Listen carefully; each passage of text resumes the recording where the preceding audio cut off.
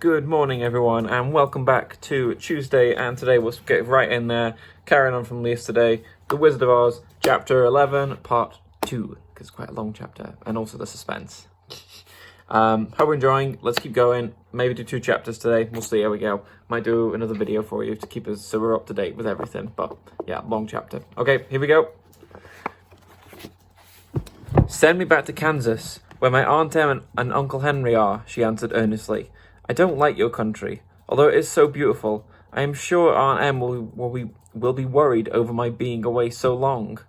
The eyes winked 3 times, and then they turned up to the ceiling and down to the floor and rolled around so queerly that they seemed to see every part of the room, and at last they looked at Dorothy again. Why should I do this for you? Asked Oz. Because you are strong and I am weak. Because you are a great wizard, and I am only a helpless little girl, she answered. But you were strong enough to kill the Wicked Witch of the East, said Oz. That just happened, returned Dorothy simply.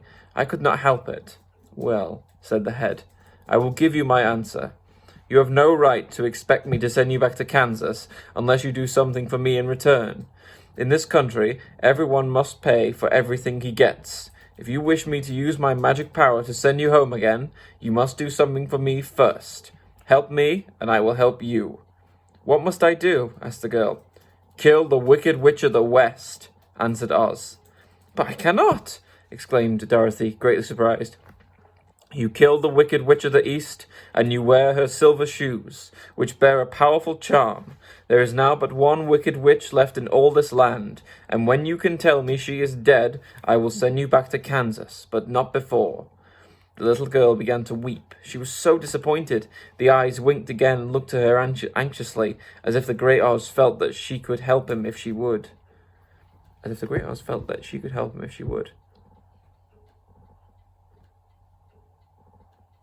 Yeah, okay, cool. Yeah, I've never killed anything willingly, she sobbed. And even if I wanted to, how could I kill the Wicked Witch? If you, who are great and terrible, cannot kill her yourself, how do you expect me to do it? I don't know, said the head, but that's my answer, and until the Wicked Witch dies, you will not see your uncle or aunt again. Remember that the witch is wicked, tremendously wicked, and ought to be killed. Now go, and do not ask to see me again until you have done your task. Sorrowfully, Dorothy left the throne room and went back where the Lion, the Scarecrow, and the Tin Woodman were waiting to hear what Oz had said to her. There's no hope for me, she said sadly, for Oz will not send me home until I have killed the Wicked Witch of the West, and that I can never do. Her friends were sorry, but they could do nothing to help her, so she went to her room and lay down on the bed and cried herself to sleep. The next morning, the soldier with the green whiskers came to the Scarecrow and said, Come with me, for Oz has sent for you. So the Scarecrow followed him and was admitted into the great throne room, where he saw, sitting on the emerald throne, a most lovely lady. She was dressed in a green silk gauze and wore upon her flowing green locks a crown of jewels. Glowing from her shoulders her wings, gorgeous in colour, and so light that they fluttered as if the slightest breath of air reached them. When the Scarecrow had bowed as prettily as his straw stuffing would let him before this beautiful creature, she looked upon him sweetly and said, I am Oz, the great and terrible. Who are you, and why do you seek me?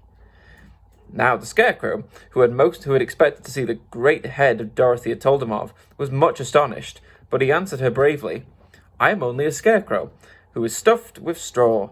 Therefore, I have no brains, and I come to you praying that you will put brains in my head instead of straw, so that I may become as much as a man as any other in your dominions. Why should I do this for you? Asked the lady. Because you are wise and powerful, and no one else can help me, answered the Scarecrow. I never grant favours without some return, but this much I will promise. If you will kill for me the Wicked Witch of the West, I will bestow upon you a great many brains, and such good brains that you will be the wisest man in all of Oz. I thought you asked Dorothy to kill the witch, said the Scarecrow. So I did. I do not care who kills her, but until she is dead, I will not grant your wish. Now go, and do not seek me again until you have earned the brains you so greatly desire. Earn the brains. Subtext. The Scarecrow went sorrowfully back to his friends and told them what Oz had said, and Dorothy was surprised to find that the great wizard was not a head as she had seen him, but a lovely lady. All the same, said the Scarecrow, she needs a heart as much as the Tin Woodman. Burn. On the next morning, the soldier with the green whiskers came to the Tin Woodman and said, Oz has sent for you. Follow me. So the Tin Woodman followed him and came to the great throne room. He did know whether he would find Oz a lovely lady or a head, but he hoped for the lovely lady. For, he said to himself, if it is a head, I am sure I shall not be given a heart, since a head has no heart of its own, and therefore cannot feel for me. But if it is the lovely lady, I shall beg hard for a heart, for all the ladies themselves are said to be kind-hearted. But when the woodman entered the great throne room, he saw neither the head nor the lady, for Oz had taken the shape of a most terrible beast. It was nearly as big as an elephant, and the green throne seemed hardly strong enough to hold its weight. The beast had a head like a rhinoceros, only that there were 5 eyes on its face. There were 5 long arms growing out of its body, and it also had 5 long, slim legs. Thick, woolly hair covered every part of it, and a more dreadful-looking monster could not be imagined. It was fortunate the Tin Woodman had no heart at that moment, for it would have beat loud and fast from terror. But being only tin, the Woodman was not afraid, although he was very much disappointed. I am Oz, the great and terrible, spake the beast in a voice that was one great roar. Who are you, and why do you seek me? I am a woodman, made of tin. Therefore I have no heart, and cannot love. I pray you that you give me a heart, that I may be as the other men are. Why should I do this? Demanded the beast. Because I ask it, and you alone can grant my request, answered the woodman. The Oz gave a low growl at this and said gruffly, if you desire a heart, you have to earn it. How? Asked the woodman. Help Dorothy kill the wicked witch of the West, replied the beast. When the witch is dead, come to me, and I will give you the biggest and kindest and most loving heart in all of Oz. So the Tin Woodman was forced to return sorrowfully to his friends and tell them of the terrible beast he had seen. They all wondered greatly at the many forms the great wizard could take upon himself, and the lion says, if he is a beast when I shall go see him, I shall roar my loudest, and so frighten him that he shall grant all I ask. And if he is the lovely lady, I shall pretend to spring upon her, and so compel her to do my bidding. And if he is a great head, he will be at my mercy, for I will roll this head all around the room until he promises to give us what we desire. So cheer up, my friends, for all will be well. Subtext. The next morning, the soldier with the green whiskers led the lion to the great throne room and bade him enter the presence of Oz. The lion at once passed through the door, and glancing around, saw to his surprise that the throne was a ball of fire. So fierce and glowing he could scarcely bear to gaze upon it. His first thought was that Oz had by accident caught on fire and was burning up, but when he tried to go nearer, the heat was so intense that it singed his whiskers, and he crept back trembling to a spot near the door. Then the low, quiet growl came from the ball of fire, and these were the words it spoke. I am Oz, the great and terrible. Who are you, and why do you seek me? And the lion answered, I am the cowardly lion, afraid of everything. I come to you to beg that you give me courage, so that in reality I may become the king of beasts, as men call me. Why should I give you courage? Demanded Oz. Because of all wizards, you are the greatest, and alone have power to grant my request, answered the lion. The ball of fire burned fiercely for a time, and the voice said, Bring me the proof that the wicked witch is dead, and that moment I will give you courage. But so long as the witch lives, you must remain a coward. The lion was angry at this speech, but could say nothing in reply.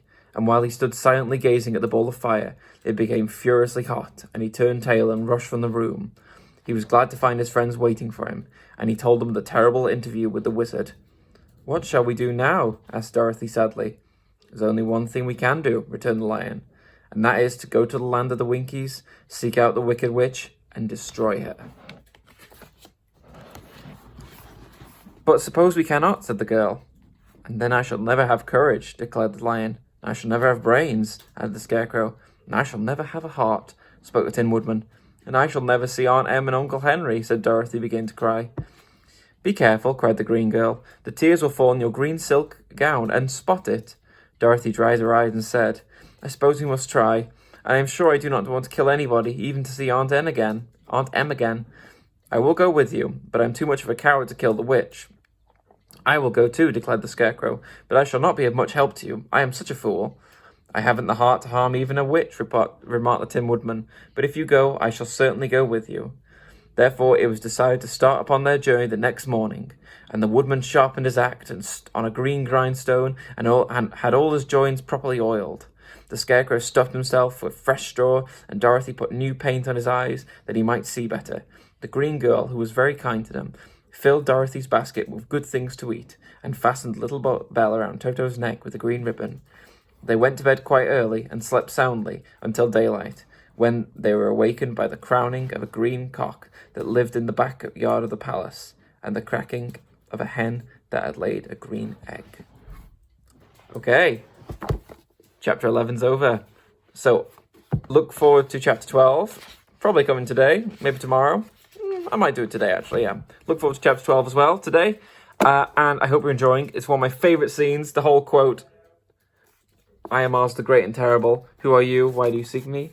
is one of the most important quotes of the novel. So, okay, see you later. Bye.